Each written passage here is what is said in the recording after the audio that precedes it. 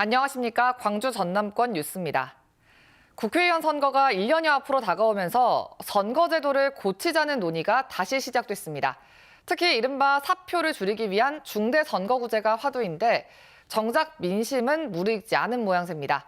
민주당 광주시당의 자체 여론조사에서도 이런 분위기가 감지됐는데요. 양창희 기자가 취재했습니다.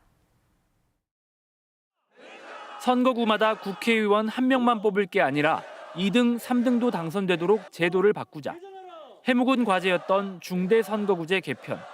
새해부터 윤석열 대통령이 언급하고 김진표 국회의장이 화답하며 화두로 떠올랐습니다. 여야 국회의원 120여 명은 초당적 정치개혁 모임도 꾸렸습니다. 승자 독식의 선거제도, 비례성에 안 맞는 선거제도를 고치지 않으면 우리 정치의 미래가 없다라는. 하지만 아직 지역에 공감되는 부족한 것으로 나타났습니다. 민주당 광주시당 여론조사 결과 중대선거구제로 바꾸자는 의견은 34%에 그쳤고 현행 소선거구제 유지가 낫다는 응답이 46%로 우세했습니다. 선거제 개정 시한이 불과 2달밖에 남지 않은 점을 감안할 때 개편 논의가 뒤늦었다는 지적도 나옵니다. 선거 룰을 정하는 과정이 선거일 기준 1년 전에 룰을 확정하도록 법에 명시되어 있습니다만 그걸 준수했던 적이 없었던 전례가 있습니다. 아주 나쁜 전례지요. 민주당 광주시당은 다른 정치 현안의 여론도 물었는데 개헌에 대해서는 찬성이 79.1%로 압도적이었고 대통령 5년 단임제를 4년 중임제로 바꾸자는 데도 찬성이 57.1%로 더 많았습니다. 선거법 관련은 법정 시한이 4월 10일로 돼 있고 그래서 그 전에 그래도 민주당의 심장부인 광주 시민의 뜻을 전달하는 것이 중요하다.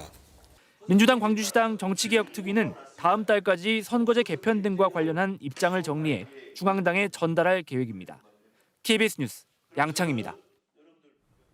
광주시와 전라남도가 수도권 집중과 인구 소멸에 대응하기 위해 오랜 기간 시도 행정통합 논의를 이어가고 있죠. 구체적인 추진 방안을 다룬 첫 연구 용역 결과가 나왔는데요. 협력이 쉬운 사업부터 같이 진행해가며 3단계에 걸친 점진적 통합 방안이 제시됐습니다. 김정대 기자입니다. 전남의 고령 인구 비중은 24.5%, 전국 최고 수준입니다.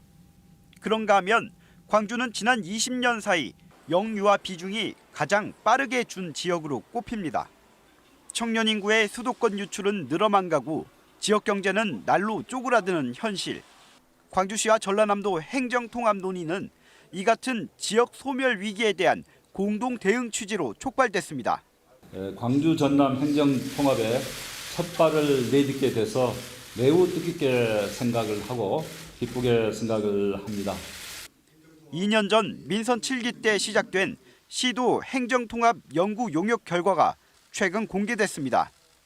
용역을 수행한 광주 전남연구원은 총 3단계에 걸친 추진 방안을 제시했는데 초기부터 구속력이 강한 행정통합보다는 협력이 용이한 사업부터 점진적으로 추진하는 게 핵심입니다. 이에 따라 1단계는 글로벌 에너지 수도 구축, 미래 신산업 혁신 거점 마련 등 시도가 공동사업을 발굴해 추진하고 2단계에서는 점차 통합의 강도를 높여 광역교통망과 반도체 특화단지 조성 등으로 경제 공동체를 구현하는 게 목표로 제시됐습니다.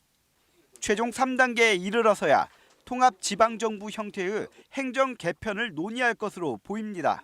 3단계는 최종 행정통합 단계인데요. 이 부분은 중앙정부의 제도적인 지원과 중요한 부분은 시도민의 공감대 형성이 아주 중요할 거라고 보고 있습니다. 광주시와 전라남도가 초광역 협력 방안 마련을 위해 연구 용역을 벌인 건 이번이 첫 사례. 눈앞에 다가온 지역 소멸 위기에 내실 있는 대책이 될 수 있을지 관심이 쏠립니다. KBS 뉴스 김정대입니다. 전라남도가 전남을 방문한 우동기 국가균형발전위원장에게 익산에서 여수를 잇는 전라선 고속철도의 예비타당성 조사 면제와 조기 추진을 건의했습니다. 전남도는 또 농협과 수협중앙회 등 수도권 공공기관의 전남 이전과 연륙 연도교 사업에 대한 국비 지원 등 5가지 현안을 요청했습니다. 국가균형발전위원회는 전남도가 건의한 현안에 대해 중앙부처와 적극 협의할 방침입니다. 대한불교조계종 화엄사의 최고 어른인 금성당 명선대종사가 어제 여수 흥국사에서 세수 88세로 원적했습니다. 명선 스님은 1953년 나주 다보사에서 출가했으며 지리산 대화엄사 주지와 곡성 태안사 주지, 여수 흥국사 주지 등을 지냈습니다. 장례는 대한불교조계종 원로회의장으로 닷새 동안 치러집니다. 광주시 교육청이 예술작품을 사들이며 특정 작가 몇 명의 작품을 집중적으로 사들인 걸로 드러났습니다. 냉난방기를 산다고 하고 작품을 사들이는가 하면 작품이 얼마짜리인지도 따지지 않았습니다. 하선아 기자의 보도입니다. 지난해 광주 서부교육지원청이 800만 원을 주고 사들인 회화 작품입니다. 광주교육청도 2020년에 해당 작가의 작품을 구매했습니다. 광주교육청과 산하기관들은 지난 4년간 해당 작가의 작품 7점을 집중적으로 사줬습니다. 액수로만 4,800만 원어치가 넘습니다. 광주교육청 감사 결과 지난 5년간 교육청과 산하기관들이 구매한 전체 44개 작품 가운데 21개를 작가 4명에게 몰아주기 한 것으로 드러났습니다. 가격으로 따지면 총액의 65%입니다. 구매 과정은 총체적 부실이었습니다. 명세서에는 냉난방기나 상업용 오븐을 구매한다고 해놓고 부서장 재량으로 예산을 전용해 예술품을 구매한 겁니다. 구매 계획도 세우지 않았고 작품 선정위원회나 2천만 원 이하 물품 구매 시 감정평가를 거치도록 한 지방계약법 지침 또한 무시됐습니다. 관례적으로 이루어졌던 것들이 이번에 이제 드러났고 이 부분에 대해서도 지방계약법이나 또 관리 기준을 좀 만들어서 투명성 있게. 감사 과정에서는 전임 교육감 등 기관장들의 지시가 있었다는 진술도 있었지만 배임 여부는 밝히지 못했습니다. 광주시 교육청은 예술작품 구매에 대한 이번 감사 결과 미흡한 규정에 대해서는 개선하도록 요구하였지만 처분은 7개 기관에 대한 경고에 그쳤습니다. 시의회는 감사 결과가 미흡하다며 재조사를 요구하기로 했습니다. 누군가 분명히 그때의 어떤 특혜를 받고 그걸 활용해서 그걸 이용해서 하신 분이 계실 텐데 그 책임을 아무도 지지 않는다? 이거는 문제가 있다고 생각하고요. 신뢰 잃은 광주교육청의 행정에 계약과 구매 전반을 들여다봐야 한다는 목소리도 나옵니다. KBS 뉴스 하선아입니다. 영암군 시종면 오갸리 고분 17호에 대한 추가 발굴 조사에서 옹관료 7기 등이 확인된 데 이어 봉분 안에서는 사람의 뼈가 출토됐습니다. 영암군은 출토된 뼈를 과학적으로 분석해 고대 마한인의 유전적 특질을 확인하고 앞서 확인된 19호분의 출토 인골과의 비교를 통해 고분 간의 친족 관계도 연구할 예정입니다. 영암 오갸리 고분군은 4세기에서 6세기에 조성된 것으로 추정되며 마한 문화를 계승한 영산강 고대 세력의 핵심 거점 중 한 곳으로 평가받고 있습니다. 만 18살이 넘어 양육시설 등에서 퇴소하는 자립준비 청년을 지원할 희망 디딤돌 전남센터가 순천에 문을 열었습니다.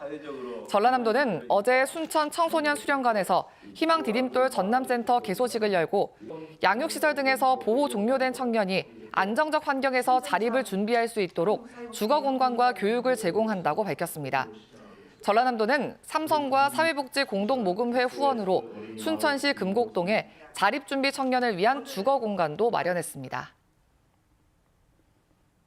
조승환 해양수산부 장관이 여수와 광양을 방문했습니다. 조 장관은 여수 오동도 등대를 방문해 항로 표지 시설을 점검하고 광양항 묘도 항만 재개발 현장 등을 점검했습니다. 조 장관은 또 제2석유화학부두 조성 상황을 점검하고 이달 안에 준공되면 석유화학 제품 운반선이 해상에서 대기하는 시간이 줄어들 것으로 기대한다고 밝혔습니다. 어젯밤 8시쯤 여수의 한 대로변에서 SUV 차량이 버스 정류장을 들이받은 뒤 뒤집혔습니다. 이 사고로 인명피해는 없었고 버스 정류장 기둥이 찌그러지는 등 정류장 일부가 파손됐습니다. 경찰은 운전자가 좌회전 차량을 피하다가 사고가 난 것으로 보고 정확한 사고 원인을 조사하고 있습니다. 전남경찰청 반부패 수사대가 무한 일로농협 임원 등 관계자 4명을 보험 사기 혐의로 입건해 조사하고 있습니다. 이들은 지난해 7월 농협 냉동창고에서 불이 나자 다른 창고에서 보관 중이던 벼를 가져와 피해 규모를 부풀리는 방법으로 보험금 2억 7천만 원을 타낸 혐의를 받고 있습니다. 이와 관련해 일로농협 조합원들은 어제 기자회견을 열고 경찰 수사가 진행되고 있는 상황에서 농협중앙에도 철저한 지도와 감독을 통해 불거진 의혹을 해소해야 한다며 감사를 촉구했습니다.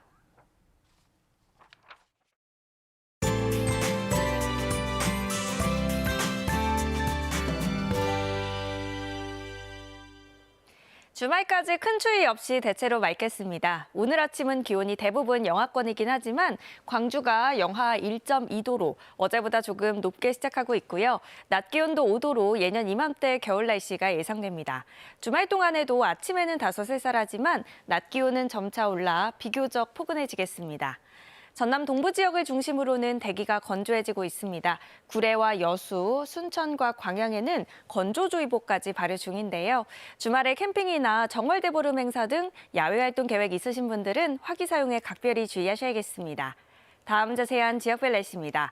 오늘 구름 많다가 오후부터 차차 맑아지겠고요. 아침 기온 담양과 나주 영하 1도 안팎으로 어제와 비슷하거나 1에서 3도가량 높습니다. 한낮 기온은 광양 9도, 구례 7도로 어제와 비슷하겠습니다. 목포의 한낮 기온 3도, 무안 4도, 강진과 장흥 6도로 다소 쌀쌀하겠고요. 신안을 비롯한 도서 지역은 4도가 예상됩니다. 바다의 물결은 전해상에서 비교적 잔잔하겠습니다. 주말까지 맑은 날씨가 이어지면서 정월대보름인 일요일에 환한 보름달을 볼 수 있겠고요. 월요일에는 비 소식 나와 있습니다. 날씨였습니다. 2월 3일 뉴스광장 마칩니다. 시청해주신 여러분 고맙습니다.